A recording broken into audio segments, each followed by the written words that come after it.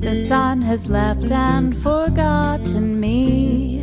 It's dark, I cannot see. Your stories don't define you, but how you tell them will. Hi, I'm Sarah Elkins, your host and chief story maker at Elkins Consulting. Listeners, you've heard me say this before. You can't be a storyteller if you're not making stories to begin with. That means stepping out of your comfort zone, doing things that feel different and uncomfortable and that make you do interesting things and meet interesting people. One of the best things about being a podcast host is that I get to do that so many times a week. I meet interesting people and I hear their amazing stories. So listeners, listen closely to Steve Ramona, my guest today, and maybe figure out one thing you can do in the next few days that takes you a step outside of that zone of contentedness. Steve, thank you so much for joining me today. I'm excited. Thanks for having me, Sarah. Me too. I love to start with a very quick question. Sometimes it ends up being the perfect long answer that is the entire show. I would love for you to share with us something about yourself that most people don't know about you. That's a great question. You're a great host. This is awesome. Thank you. A lot of people don't know that I worked at a health club. I became, my family started it, but I started at 18 years old, just out of high school. So a few people in high school knew. But the incredible story I learned, which has defined me today, is seeing an 18-year-old checking people in.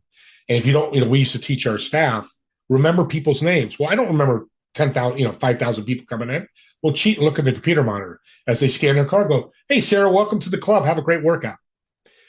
Well, when I started doing that and then teaching others to do that, I started building relationships with 40, 50, 60-year-olds that would have scared the hell out of me at 17, 18.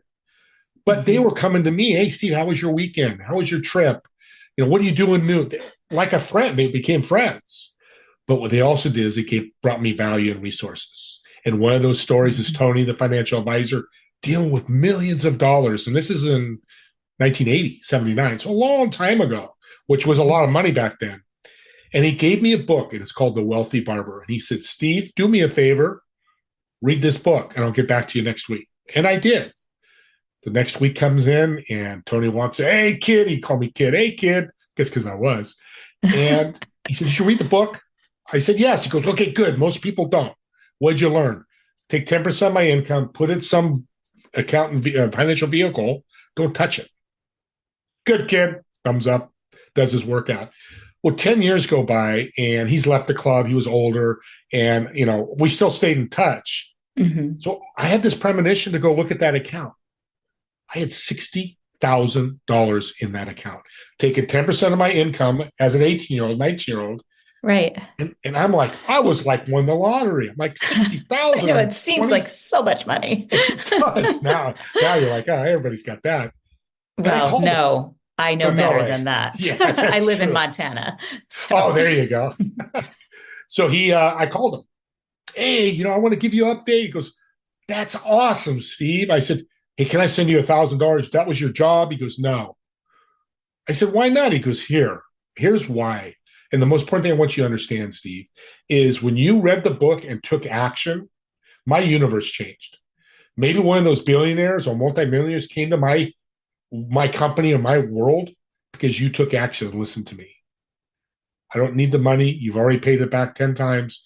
And I learned the value of giving and eventually receiving, but the value of giving value. Mm-hmm. Just helping some guy, front desk kid that was nice to him, but he's like, I really like this kid. I want to help him. Imagine if we all could do that in our business. Oh my gosh. And it doesn't take much. It can be as simple as, wow, that was really good what you just did. And here's why that was good. And then walk away. That alone changes people's lives when somebody sees them. And paid it forward. I shared it with a number. I don't know if they did or I never followed up, but I shared it with some of the employees and it was so powerful. I get chills right now. I love it. Well, I love that question because what it does is it gives people a much broader perspective of who we are. So when I ask that question, it's because so many times we get stuck into one aspect of who we are we ourselves get stuck in that. And what's worse is when other people get stuck in that. I just did a podcast episode about anchoring people in time. That one incident that you remember from 20 years ago, and you've decided that person is A. It could be good or bad, but it leaves no room for personal growth and change for either party. So I love the story because I have read some of your content. I've followed you in different places. And even in our 5-minute conversation before I hit record, that story, your story that you chose to share, tells me more about you than any content that I could have read. Amen. It's so true. And it's still affected me today. I think subconsciously, I know subconsciously, that story will keep resonating when I want to meet somebody like you and I've got a referral for you, or, yeah, I'd love to be a guest, or whatever that is. And it's a skill set like gratitude. I think servitude or servant hearts, you need the practice. People are, how do I do it? I don't have money. Well, the best part is you don't need money. No. Just go to the soup kitchen, go to a homeless shelter and feed. Right. Yeah. So many ways. Making an introduction, holding a door open for another human, not screaming at somebody who cuts you off in traffic, even stopping yourself doing the not doing can be a service in some ways. So tell me, Steve, when you think about recent interactions with your clients, what I'm going to ask you, I'm going to back up a little. What I'm going to ask you is to tell us what you do without telling us what you do. And you told me this morning something that your interaction with your clients that brought you great joy, made you feel like you were in exactly the right place. So tell our listeners one of those stories, but try to be specific, like put us in that location where you were and how it felt. Yeah. You're a great host. Great question. Podcasting to me is the new frontier. It's the new networking. And people come to me all the time. Can't do it. Time, money, how to do it. Where do I get guests? Kind of the 4 things, topics. And I love to sit down with people and hear their story. And I love that you do, why they don't want to do a podcast. Right. And I go, what's stopping you? Exactly. Right. What is stopping you? Or they tell me this is what's stopping me. And when I show them how they can do it in 20 minutes, how simple it is, these little tools that cost you less than $80 a month. So it's not expensive to be able to do a podcast and grow yourself, grow your guest, and grow your audience. I'm going to say something that a lot of people don't talk about podcasts. I could care less about. I mean, I care, but I don't look at the numbers on YouTube or podcasting, what they are. They're really good numbers now because I don't look. What I care about is that guest on the other side of Zoom, and how can I make them look great, but also how can I learn about them to bring them value? And this is what I taught these 2 partners in the business. And the joy coming out of they're like, oh, I'm blown away. Oh my God, I can't believe it, how simple this is. That is a Christmas gift every day I get to, hopefully every day, and it's been a lot of days in a row that I get to give back to people. More hope, more faith, but the most important thing, having a servant heart and having to share it with others. I have found too that when we do that, that pays forward, not directly back to us, but definitely to other people. So when, as a podcast, you're a podcast host, I'm a podcast host, I have a few stories of great guests that just, oh my gosh, they kind of blow me away. I have stories of guests that did a beautiful job. It was their first time being a guest on a podcast, that kind of story. I also have a couple of stories of where they really went wrong. So I'd love to hear 2 stories, one where a guest went wrong and how you managed that as a servant heart, because I have a story in my head that recently happened. And then another time where a guest was right and you were able to encourage and build that person as a result of their great guesting on your podcast. I love it because I have many, but I've got 2 on the top of my head. That's why I love doing podcasting, is people's stories, which I love that you said that. So the first one, she was excited. I always bring value and energy. When I meet people, I'm excited about, and I'm excited to do your show. We jump in, and so, what's soul in a business? Well, soul is something that could be no energy, Oh no. slow talk. Oh, yeah, it was, there's other things to it that I want to add that people need to hear. So I would hear that and I go, wow, I love when you talk about soul in the show. I mean, in your business and how you share that. Talk about a story. And this is why I love that you're a story maker. She told a story and her energy went from here and went there. I said, that's an incredible story. So it started at the worst it could be, as you know, till we ended up okay. It wasn't the greatest show, but it was okay. But here's what I want people to hear. This is so important. I'm still going to put her on my YouTube channel. I'm still going to put her on my podcast because it's the universe. You have somebody with a bad show or not so good show, put it out there because you don't know if somebody can resonate with that because we don't know everybody. Right. Be a servant heart and put that out there. My good story is, and I've got so many of them, but I'm going to pick Alfonso James and I'm going to announce his name because I'm going to work with him now. At 17 years old, he was called into the police. He had stabbed some kid and it was all taken care of. Nobody died and, all good. A month later, they knock on his door and say, we need to take your son in. Moms go, why? Well, we got to talk to him. So for 12 hours, now, Alfonso quit school at 8th grade, completely illiterate, couldn't read, write. So in the police department, talking about it, what's going on, 12 hours later, have him sign a document. Oh, no. Didn't know what he's signing. He was convicted of murder for 100 years. He didn't do it. He was not there. They could prove it. So now you've got an 18-year-old kid going to prison with all these murderers, rapists, and just evil people. People have done evil things. He becomes one of them. And at 18, 19, he went into solitary. 5 years he spent in solitary. Not 5 months, not 5 weeks. 5 years he was isolated. But there was a Pastor Emil, and I'm going to say his name because I want to meet this guy. He's in his 80s, 90s now, but he would come in every month or once a week and meet all the prisoners. Here's the power of faith and just a servant's heart. Alfonso didn't like him. God put me here, didn't know about God, didn't care. So he would urinate into a milk carton and throw it on him every time he'd sit down. Oof. He would wipe it off. He'd keep coming back. Finally, the third time around, or fourth, whatever it was, he had a towel on his shoulder and a towel on the chair. He does it again for the fourth time. He says a prayer. He tells them about the Creator and God, all that. He says one sentence. I forget what the sentence was. And Alfonso said, my whole life changed. I realized there's somebody out there beside, Father Emil and this, and it changed his life. When he got out of solitary, he started schooling and educating all the prisoners to get them out of prison. He spent 32 years in prison of something he didn't do, but he came out with the biggest smile in the world. When I met him, he had smiles from ear to ear, and I was helping him. He's like, calls me every week. Man, I thank you so much. I'm blessed. And I want you to think about this story, audience. Imagine you're in solitary. You come home now in the real world. He's telling me I can drive.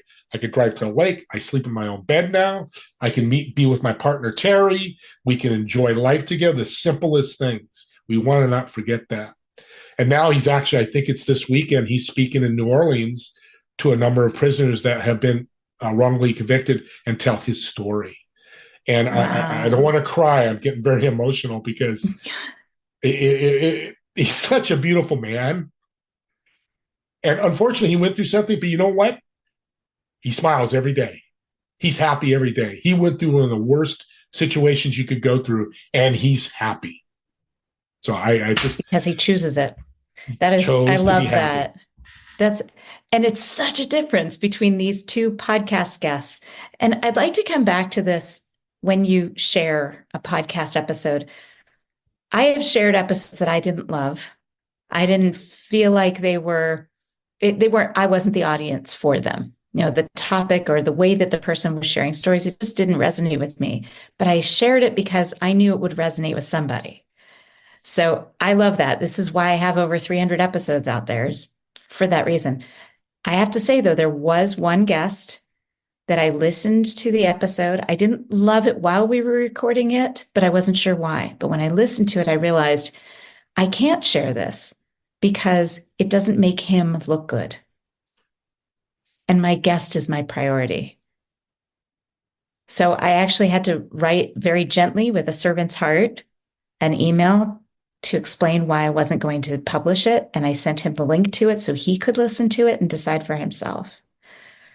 So have you had a situation like that where you thought the person just didn't represent themselves very well and that's why you had to do something differently? I haven't on a show, but I've had to tell people who've asked me how much money will I make on your podcast, not invite them. So I've had I've never had during, good. but it's the same thing. It's that's a servant's heart. When you say no, you're a servant's heart. It's not benefiting him. It's not benefiting me and you. It just doesn't. Right. Yeah, that's intense. Well, we have like 2 more minutes before I know that we have to wrap this up. So when you think about your how good it feels to do what you're doing, tell me about a story where you really understood intuitively and innately that you were the guide and not the hero.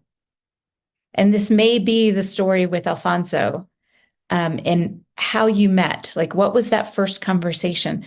I can tell you so many times in my past, I felt like, oh, I'm the hero. I'm the hero of the story. And it never works out well when that ego gets involved like that. And I realized through Jason Ellinger out of Beard and Bowler video storytelling, he's extraordinary, super talented. He said, when you're talking to your clients, you can't be the hero. They have to be the hero. You have to be the Yoda character. So that's so beautiful. It was, oh my gosh, it was. And I knew that, in my heart, I knew that, but I'm not sure I had intentionally shifted the way that I did my business as a result of that. So when did you have that shift? And then you can tell us how to reach you and we can wrap this up. Yeah, R.J. Johnson, another prisoner, but this time he committed adultery. He committed adultery with a student as a teacher and tried to commit suicide. And the first day, I'll never forget the day, it was a Saturday. And as we're talking, he's telling me his story. I'm like getting blown away. He pulls out the sweatshirt and shows me, nobody else can see it but his dad, this sweatshirt. I've just known him 30 minutes. He goes, this is a sweatshirt I wore across my arms to die on a train track. The train missed him, obviously, but the train missed him and shouldn't have. Got back home because he told his family he was committing suicide. You can come stop me. So he goes to prison. They try to murder him the first week because what he did is very low of the low in prison. And went to solitaire, and his dad finally got him out, went to a prison he didn't want to go to. But he met a chaplain. He said, I don't know anything about God. Look where I'm at. He said, just love and hug people because you have to have a job in prison. And he did that and became a believer. But he wrote a book, God Doesn't Waste a Thing. And one of the stories he told me, it's going to blow people away. And some people go, that's crazy. And some people go, that's God. There's a gentleman, Mr. Bakersfield, who was eating batteries and remotes to kill himself. Some people just don't want to be there. Yeah, they'll do anything to die. And they have to keep him alive. So he's walking up with the chaplain to see him thinking he died. And he's alive. And they're talking. And there's a hole in his stomach this big. Literally, the acid burned a hole with gauze. Of course. And RJ's like, I said, RJ, don't blow smoke up. You know what? I just met you. He goes, no, I'm serious. I had to walk away. I almost threw up. So the chaplain does a prayer. They leave. 16 hours later, they get a call. Okay, he's passed. Hole in the stomach. He's surviving. They walk back in. And he goes, what did you do, Chaplain Matt? He goes, you heard me. I said a prayer. You were swearing at me. You're mad. That's okay. I still love you. Well, he was sitting up in his bed. He drops the sheet. The hole is gone. Completely healed. There's no scars, no nothing. And I said, RJ, again, I'm 45 minutes into knowing you. He goes, Steve, I walked up. I thought it was bologna, a piece of bologna. And I touched it. It literally was skin that was healed. It's so powerful. And that's not the end of the story. He goes, Mr. Bakersfield, again, what did you do, Chaplain Matt? And he told the story. He goes, I want to know everything about God right now. So they started working with him for the next 2 years because he really destroyed his body, obviously. He converted, I think it was 100 prisoners to God before he left this earth. That's the power of faith. That's the power of people. Why I love people is we can do anything. That's a perfect story to wrap this back. And it really wasn't just about faith. It was about one person believing and loving. That's oftentimes all it takes. Yes. Steve, thank you so much for joining us on Your Stories Don't Define You, How You Tell Them Will. This episode will have show notes associated with it at elkinsconsulting.com, where our listeners can find you and all your contact information. What's the best social media or platform to reach you? Yeah, all my information on LinkedIn. It's Steve Ramona if on LinkedIn, or my digital business card, infone.co/podcast. infone.co/podcast. Perfect. Thank you so much for joining me. Thank you. God bless. Listeners, it's your turn. Who are you going to be the next time you see somebody that needs just simply to be seen and heard? Will you be that person? Will you stand up and just see that person and offer that just very brief moment of kindness? Because that's what a servant leader does. Thanks for listening. Smile, what's the use of crying? You'll find that life is still worthwhile if you just smile.